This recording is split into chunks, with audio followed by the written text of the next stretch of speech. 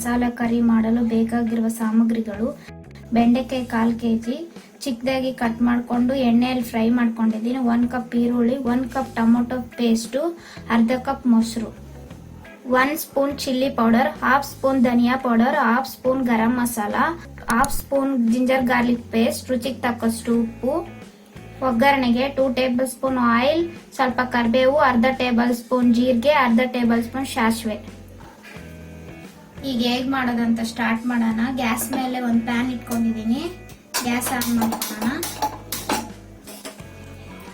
ಈಗ ಪ್ಯಾನ್ ಬಿಸಿ ಆಗಿದೆ, ಆಯಿಲ್ ಹಾಕ್ತಾ ಇದ್ದೀನಿ, 2 ಟೇಬಲ್ ಸ್ಪೂನ್ ಆಯಿಲ್, ಜೀರಿಗೆ, ಸಾಸಿವೆ, ಕರಿಬೇವು,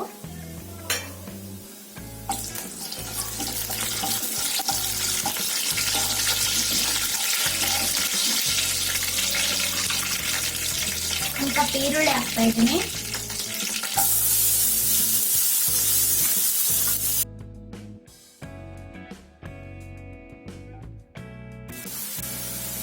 ನೋಡಿ ಸ್ವಲ್ಪ ಕಲರ್ ಚೇಂಜ್ ಆಗಿದೆ. ಈಗ ಶುಂಠಿ ಬೆಳ್ಳುಳ್ಳಿ ಪೇಸ್ಟ್ ಹಾಕೋಣ. ಚೆನ್ನಾಗಿ ಹಸಿ ವಾಸನೆ ಹೋಗೋವರೆಗೂ ಫ್ರೈ ಮಾಡಿ ಇದನ್ನ.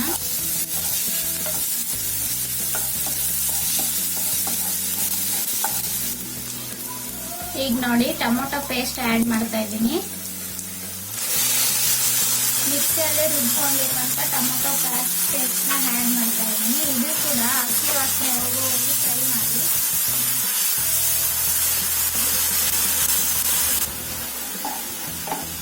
ನೋಡಿ ಇವಾಗ ಸ್ಪೈಸಸ್ ನ ಆಡ್ ಮಾಡ್ತಾ ಇದ್ದೀನಿ.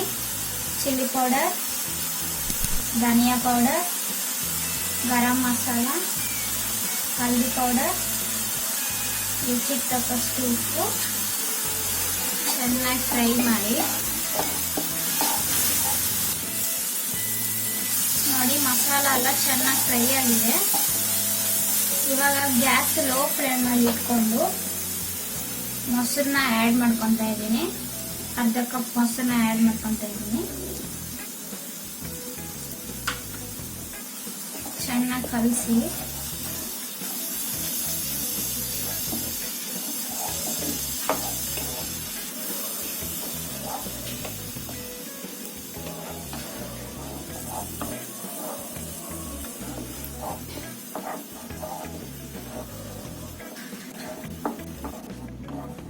ನೋಡಿ 2 ಮಿನಿಟ್ಸ್ ಕುಕ್ ಆಗಕ್ ಬಿಡಿ. ಇದನ್ನ ಚೆನ್ನಾಗಿ ಕುಕ್ ಆಗಲಿ. ಈಗ ಬೆಂಡೆಕಾಯಿನ ಆಡ್ ಮಾಡ್ಕೊಳ್ಳೋಣ.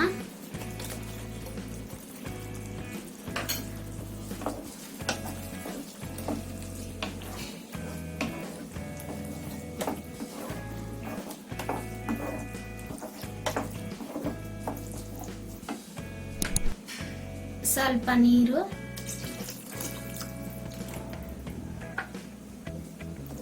ನೋಡ್ಕೊಂಡು ಹಾಕೊಳ್ಳಿ, ನಿಮ್ ಕ್ವಾಂಟಿಟಿಗೆ ಹೇಗೆ ಬೇಕೋ ಹಾಗೆ. ಮೀಡಿಯಂ ಫ್ಲೇಮ್ ಅಲ್ಲಿ 10 ನಿಮಿಷ ಕುಕ್ ಮಾಡೋಣ. ಇದನ್ನ ಪ್ಲೇಟ್ ಮುಚ್ಚಿಬಿಟ್ಟು ನೋಡಿ ರೆಡಿ ಆಗಿದೆ.